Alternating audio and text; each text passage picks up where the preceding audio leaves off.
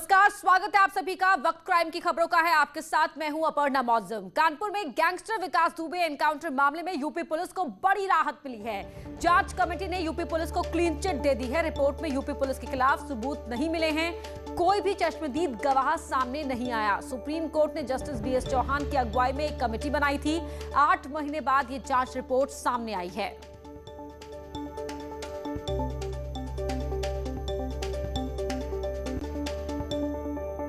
तो ये पूरा मामला क्या है वो भी आपको बता देते हैं। पिछले साल 2 और 3 जुलाई की रात को कानपुर के बिकरू गांव में विकास दुबे और उसके साथियों ने सीओ समेत 8 पुलिस वालों को रात के अंधेरे में घात लगाकर मार डाला था। पुलिसकर्मी विकास दुबे को पकड़ने गए थे।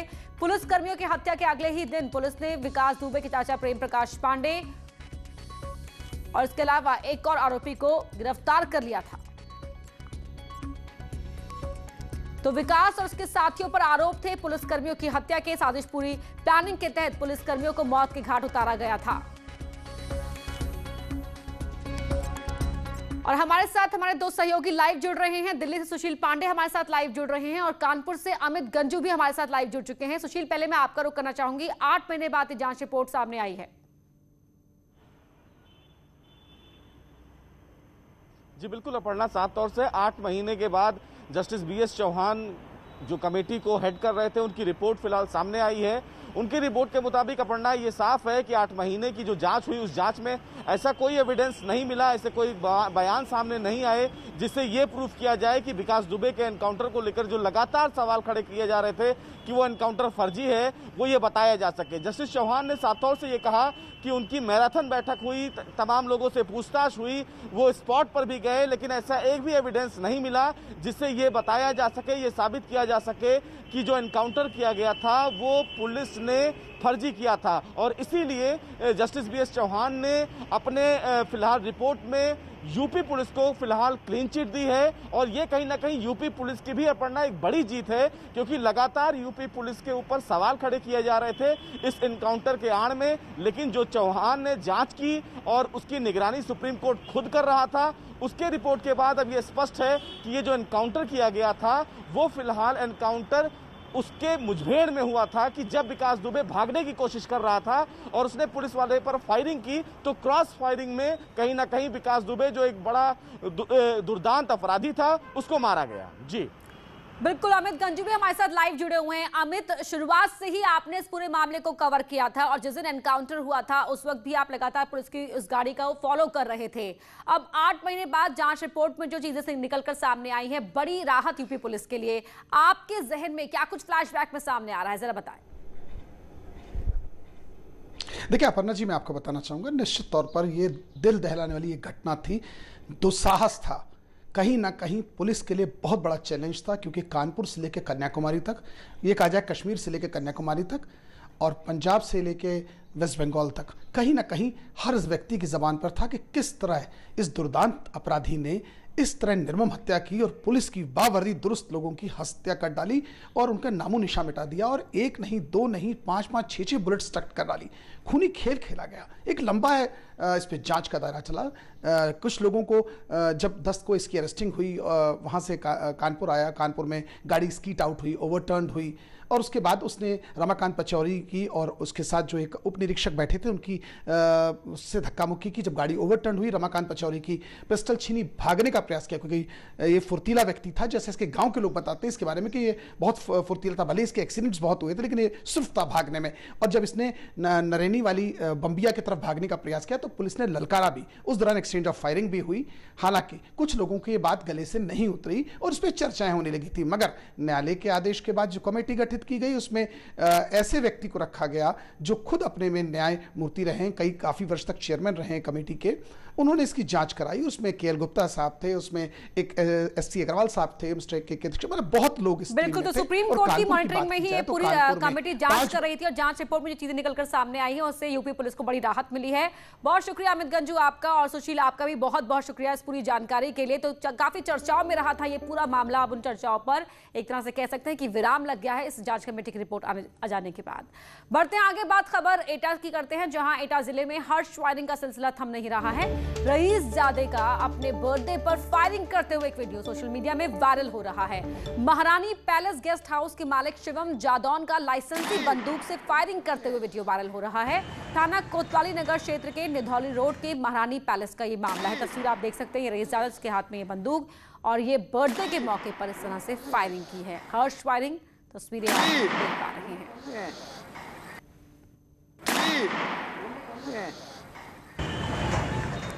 अजेंद्र हमारे सहयोगी फोन लाइन पर जुड़ रहे हैं। अजेंद्र, तस्वीरें बता रही हैं किसी चीज का खौफ नहीं है, रईसजादे के पास सब कुछ अवेलेबल है, इसलिए यहाँ पर अपनी धमक दिखाते हुए बर्थडे के मौके पर यह हर्ष फायरिंग।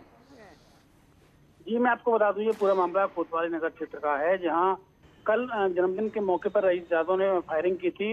और ये पुलिस की भी बड़ी लापरवाही सामने आई है, क्योंकि पंचायत चुनाव चल रहा था, आचार संहिता लागू थी, उसके बावजूद भी लाइसेंसी हथियार जमा नहीं कराए गए और पंचायत चुनाव के बीच में ही ये जो है फायरिंग का मामला सामने आया। और आप देख सकते हैं तस्वीरों में साहब किस तरीके से रईसजादे ताबड़तोड़ फायरिंग कर रहे हैं, उसके बाद जन्मदिन मना रहे हैं। जब कोरोना काल भी चल रहा है उसके बाद भी जन्मदिन जो है मनाया गया है, वहीं लगातार फायरिंग भी की गई है। जी अजेंद्र, धन्यवाद आपका इस जानकारी के लिए। सुल्तानपुर के करौंदी कला थाना क्षेत्र के मेपुर बरचौली गांव से अगली खबर है, जहां पुरानी रंजिश में दबंगों ने कई राउंड फायरिंग की, जिसमें एक ही परिवार के करीब 7 लोग जख्मी हो गए। सूचना पर पहुंची पुलिस ने सभी घायलों को जिला अस्पताल में एडमिट कराया और मौके से कई असली और खोखे भी मिले हैं। फिलहाल पुलिस ने पूरे मामले में 7 लोगों को हिरासत में ले लिया है, इनसे पूछताछ जारी है।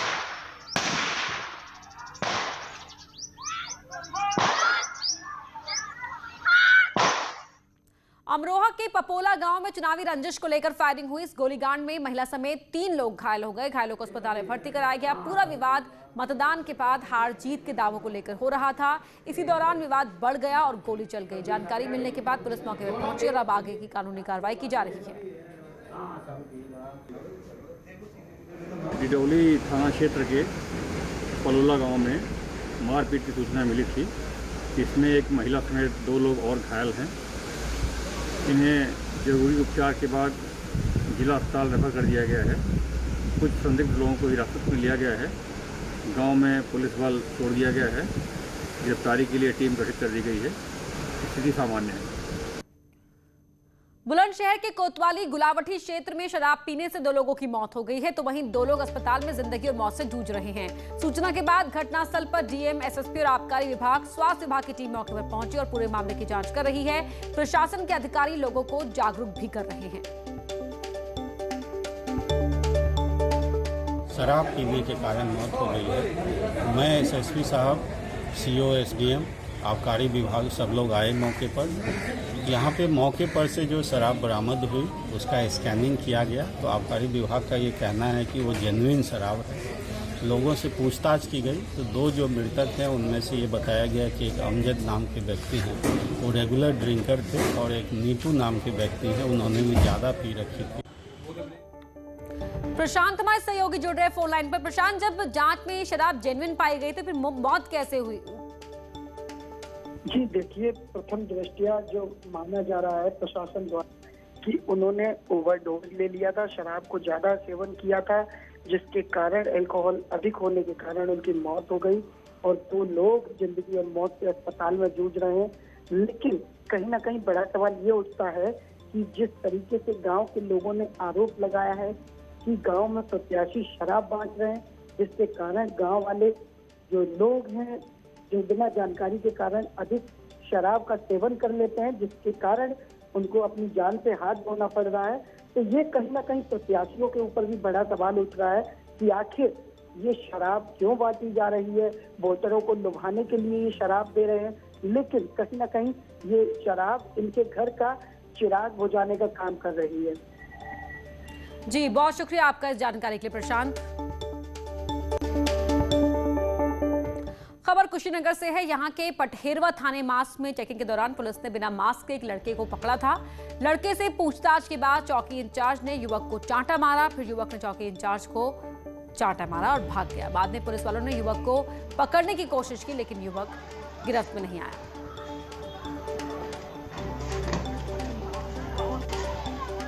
अशोक हमारे सहयोगी फोन लाइन पर जुड़ रहे हैं। अशोक, कौन था ये युवक?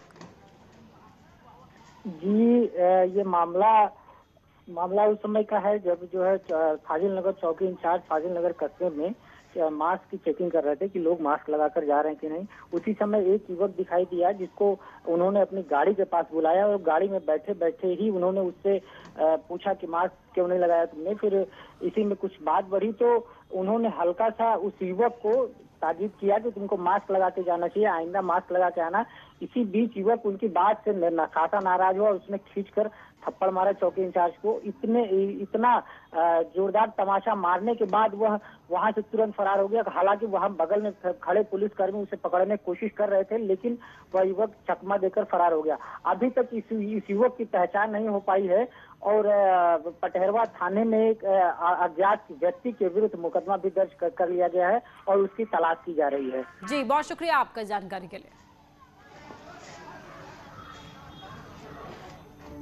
शाहजहांपुर का सट्टा किंग वेदव्यास उर्फ बेदी पर पुलिस ने बड़ी कार्रवाई की है। इस मामले में डीएम के आदेश पर करीब 13 लाख रुपए के मकान को कुर्क किया गया। राजस्व विभाग के कर्मचारियों ने पुलिस के साथ उसके घर पर नोटिस लगाकर उसकी संपत्ति को कुर्क किया है। बताया जा रहा है कि सट्टा किंग बेदी ने अवैध सट्टे के कारोबार से यह संपत्ति हासिल की थी। गैंगस्टर एक्ट के तहत इस कार्रवाई में उसे गिरफ्तार कर जेल भेज दिया गया है। वेदव्यास बेदी शाहजहांपुर का टॉप सटोरिया है। 1 साल से पुलिस ने इसके खिलाफ गंभीर कार्रवाइयाँ की हैं। इस पर कई अभियोग पंजीकृत हुआ है, इसकी गिरफ्तारी भी हुई है। इसके खिलाफ वर्तमान में गैंगस्टर का एक अभियोग पंजीकृत है जिसकी विवेचना चल रही है और उसमें ये वांछित भी चल रहा है। इसी के अंतर्गत इसकी अपराध से अर्जित संपत्ति को 14 गैंगस्टर में कार्रवाई की गई है। उसको जिलाधिकारी महोदय के आदेश से कुर्क करने की कार्रवाई चल रही है, जिसका हुंडालखेल कोतवाली में ये इसका मकान है जो लगभग 1000 स्क्वायर मीटर का एरिया है और 13 लाख इसकी कीमत बताई गई है, आंकी गई है। इसकी अन्य संपत्तियों की भी जांच की जा रही है। बहुत जल्दी इसकी अन्य संपत्तियों को भी कुर्क करने की कार्रवाई सुनिश्चित की जाएगी। दीप श्रीवास्तव हमारे सहयोगी जुड़ रहे हैं। दीप, सट्टा किंग पर ये एक्शन हुआ है पुलिस का?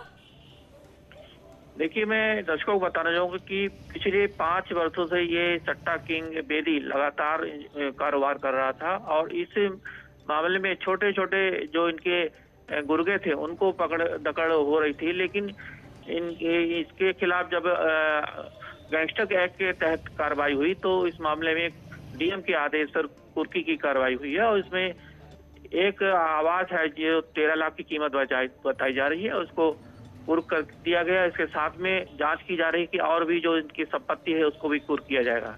जी, बहुत शुक्रिया आपका जानकारी के लिए।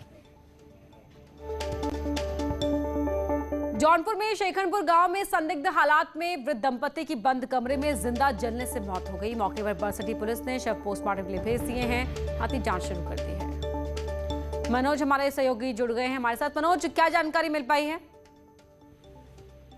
ये घटना जो है बीती रात की है। दंपत्ति की मौत आग से जलकर कैसे हुई ये पुलिस के लिए भी रहस्य है, आसपास के लोगों के लिए भी रहस्य है। दबी जुबान ये बताया जा रहा है कि दंपत्ति जो है बीड़ी की पीने की आदिश था, तो हो सकता है कि उसके चलते भी आग लगी हो जिससे लोगों की जलने से मौत हुई हो। तमाम पहलुओं को पुलिस प्राइमरी तौर पर जांच कर रही है। पुलिस दोनों शवों को कब्जे में लेकर फिलहाल पोस्टमार्टम के लिए भेज दी है। दंपत्ति की मौत को लेकर इलाके में तरह तरह की चर्चाएं भी चल रही है कि आखिर उनकी जो मौत है वो किसी ने आग लगाई है कि लगी है। जी, बहुत शुक्रिया मनोज आपका जानकारी के लिए। गौतम बुद्ध नगर से बड़ी खबर आपको बता रहे हैं, जहां रेमडेसिविर इंजेक्शन की ब्लैक मार्केटिंग पर पुलिस का एक्शन हुआ है। पुलिस ने दवाई ब्लैक करने वाले एक शख्स को अरेस्ट कर लिया है। आरोपी के कब्जे से 105 इंजेक्शन, 1.5 लाख कैश मिला है। कई इंजेक्शन विदेशी कंपनियों के भी मिले हैं। कोरोना मरीजों को 80-80 हजार में ये इंजेक्शन बेचे जा रहे थे। क्राइम ब्रांच की SWAT टीम ने इन्हें गिरफ्तार किया है। SWAT और सेक्टर 20 थाना पुलिस की संयुक्त कार्रवाई में ये शख्स पकड़ में आया है, जिसके पास 105 इंजेक्शन मिले हैं, 1.5 लाख कैश मिला है और ये कोरोना पेशेंट्स को 80-80 हजार में ये इंजेक्शन बेच रहा था। महोदय तथा उच्चाधिकारियों के निर्देशन में गौतम बुद्ध नगर पुलिस को कोविड-19 से संबंधित दवाइयों के कालाबाजारी में एक अहम सफलता मिली है। दिनांक 20 अप्रैल 2021 को रचित घई नाम के एक व्यक्ति को क्राइम ब्रांच, थाना सेक्टर 20 की टीम और औषधि निरीक्षक द्वारा गिरफ्तार किया गया। यह व्यक्ति मूल रूप से दिल्ली का निवासी है और मार्च 2021 से यह नोएडा में निवास कर रहा था और रेमडेसिविर की कालाबाजारी कर रहा था। यह दिल्ली तथा अन्य जगहों से जो है दवाइयां ला रहा था और मुख्यतः जो है यह चंडीगढ़ से दवाइयों के इसके द्वारा लाया जाना प्रकाश में आया है। उक्त प्रकरण में ड्रग्स एंड कॉस्मेटिक्स एक्ट और आईपीसी की सुसंगत धाराओं में अभियोग पंजीकृत किया गया है। और यहां रुकेंगे एक छोटे से ब्रेक के लिए।